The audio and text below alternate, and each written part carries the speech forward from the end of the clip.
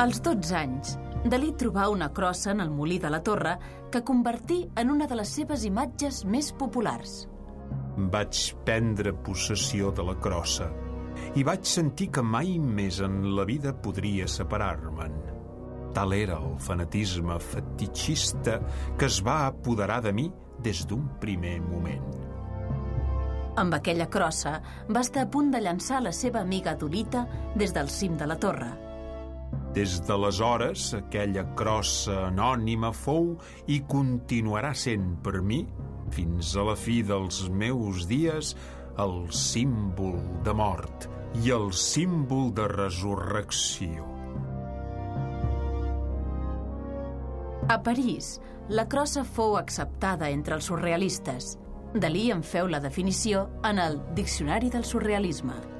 Crossa, suport de fusta que deriva de la filosofia cartesiana, generalment utilitzada per servir de suport a la tendresa de les estructures toves. I en aquella Europa de postguerra, Dalí feu servir la crossa per aguantar la decadència de l'aristocràcia.